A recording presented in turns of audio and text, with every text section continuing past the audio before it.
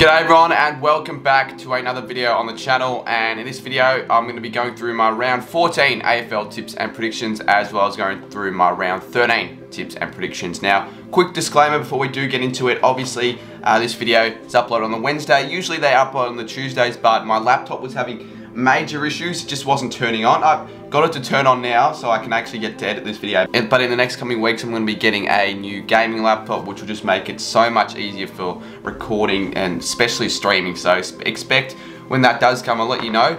The streams will be a lot better quality. But let's just get straight into the tips. And it wasn't a great round for anyone last round in round 13. So I'll go through how I went and what I did. So in the first game, we have Port Adelaide, who took on Geelong at Adelaide Oval on a Thursday night. I did tip Port and the Cats won. Next game, Sydney taking on Hawthorn. I did tip the Swans, and I was pretty surprised. It was probably one of the upsets of the round. I'd arguably say that it was the upset of the round. Hawks won that one by 38 points. Swans were terrible. But the next game I got it correct, beat Freo and Gold Coast. And then the Saints v Adelaide game, I tipped the Saints and Adelaide won, even though we were up by 36 points at one stage. And the next game between North and the Giants. Who would have expected it to be a draw? That's the first draw of the season. You count that. You technically count a draw, so I will count it, but technically some might say it's not, a tip. But anyway, I'll take the tip. West Coast v Richmond, I tipped the Tigers. Got that one incorrect. And Melbourne v Collingwood, I tipped the D's.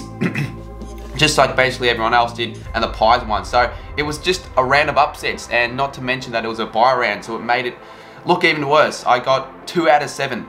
That is, yeah, not very good at all, very terrible. And quickly before we get into it, I'll go through my big calls. The first game, Port v Geelong, I predicted Charlie Dixon to have 4 or more goals, and I got it correct. So, that's the first time I've gotten the big call correct in the first game of the round, but then it all went downhill from there. In the Swans v Hawks game, I predicted Sydney to hit the first 3 goals. Yeah, it definitely didn't happen. In the Freo v Gold Coast game, I predicted there to be more than 25 behinds scored in the game, and 23 behinds were scored, so I was sort of close by that.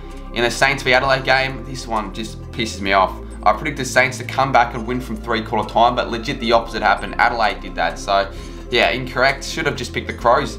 GWS v North, I predicted the combined score to be less than 145. It was quite high scoring. I think the combined score is 188. Richmond v West Coast, I predicted there to be 6 or more lead changes in the game.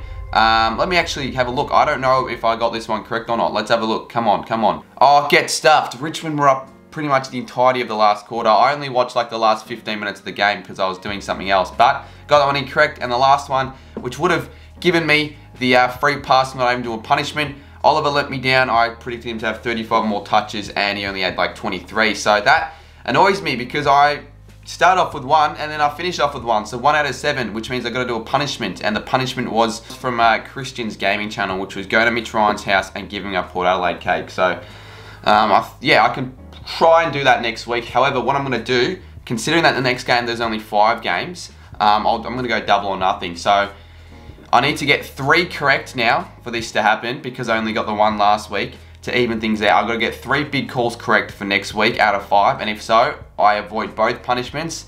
But if I don't get them right, I have to do Mitch Ryan cake and then the other punishment on top of that. So yeah, thought a little bit of a spin on it. So comment down your big calls down below, and the most appropriate ones that won't get me into trouble or anything. Just yeah, plain simple ones, funny ones, I will do. So yeah, heads up on that. Quickly on the tipping comp, I'm going to end it soon, maybe in a couple rounds. I got 2 out of 7 in that round, which is terrible, but I only moved down 14 spots. I'm now 49th out of 771, and Surish Eagles is in the lead, and Nathan E is second. So well done, 85 and 84 they're on. I'm on 78, so I'm not looking too great, but I'm still technically in contention. Anyways, let's just get straight into the round 14 games. Now, there are only 5 this week because the West Coast Richmond game was moved last week, so I might go through these a bit quicker than usual. But first game, Friday night footy. This should be a pretty good game. We've got Geelong taking on Western Bulldogs at GMHBA Stadium. Both teams are in some pretty good form. The Cats just came off a really impressive win against Port Adelaide at Adelaide Oval by 21 points. Yeah, the game, I watched majority of it. It was neck and neck for most of it, but the Cats just sort of pulled away at the end and strung a few goals together at the end. Gary Rowan, Hawkins and Cameron were very, very good again, just like they were against the Tigers. I think they combined for like 11 goals or something like that.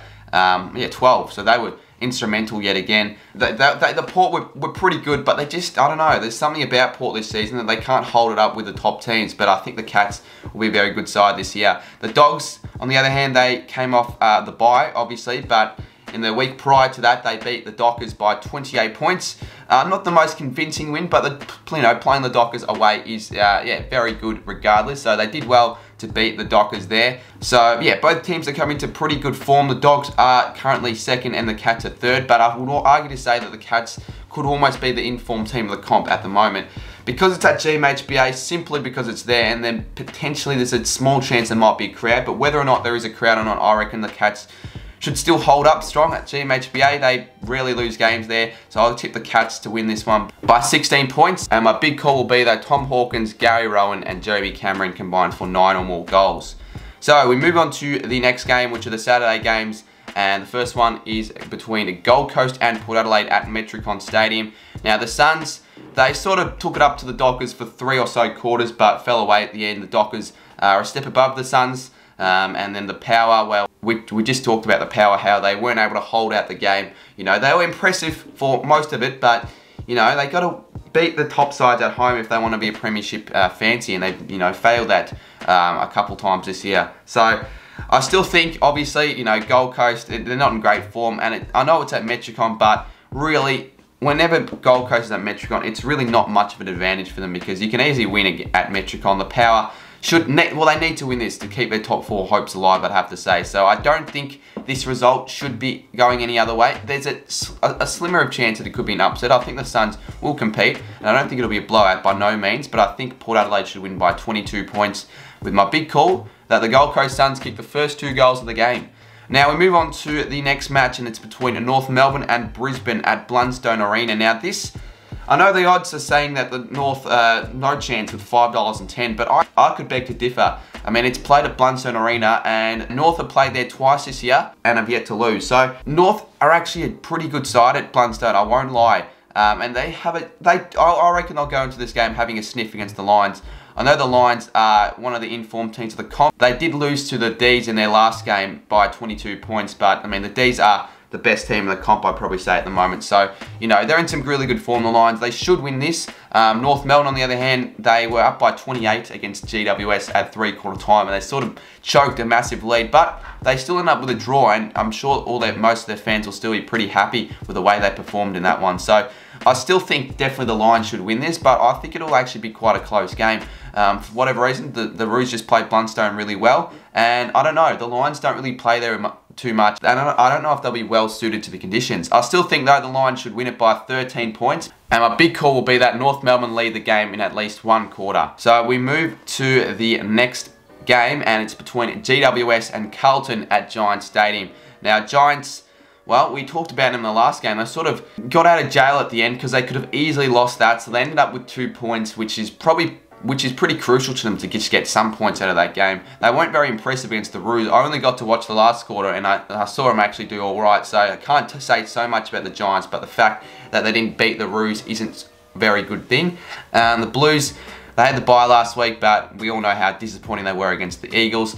You know, a VFL side, you could say the Eagles were, or a waffle side. They should have beaten them pretty convincingly, especially at the SCG, but they just found a way to blow it again. So, yeah, Carlton season's over. What have they done during the bye week? Have they changed things up? Have they had a review? We don't know. Will there be a new Carlton coming out? I've got no clue. But what I do know is that I can't back in the Blues anymore, especially against sides like the Giants away. I think this will be another game where Carlton compete for most of it and then just fuck it up at the end like they always do. I'll go GWS to win this one by 16 points with my big call, Toby Green and Harry Mackay combined for 8 or more goals. Mackay did have a concussion 2 weeks ago, but he obviously is able to play. I'm hoping he is, otherwise my big call will be screwed. And the last game of the round, I know it's a short one, 5 games. I think that might be the shortest round in recent memory. We've got Hawthorn taking on Essendon at University of Tasmania Stadium. Now, this is massive. The fact that they changed it from the MCG to UTAS, obviously because of COVID, plays a big factor in this one, because I was going to go, yeah, Essendon have to win this one. However though, Hawks have come off a really, really impressive win against the Swans away from home by 38 points. They look really good.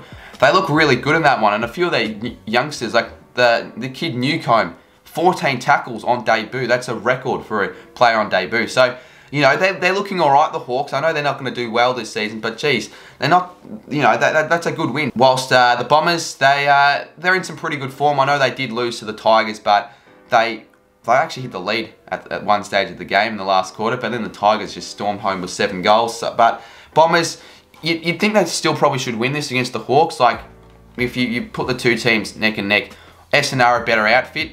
However, this is played at UTAS, and I know North did beat Hawks there, but Hawthorn are actually really good here. Their win-loss ratio is like 77%. So, I don't know. Essendon have never played here. That's the thing. First time they've ever played here. So, I'm almost leaning on the upset here. I'm sure there'll be other people who are, you know, are reasoning with me, and we'll probably tip Hawks based on that. But if it's at UTAS, Hawks beat them in round 1. I don't know. I feel like this could be another upset waiting to happen. So, I'm going to be tipping Hawthorn in an absolute nail-biter by 6 points.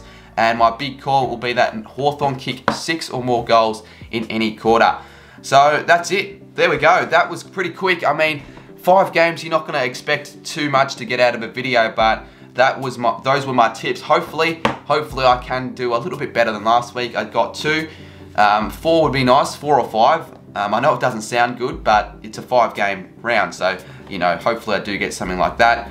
If you do want to join the tipping comp, as I mentioned before, search up Cardman22's tipping comp on ESPN Tipping, and the grand prize at the end of the season will be $100. So just get in quick before we leave.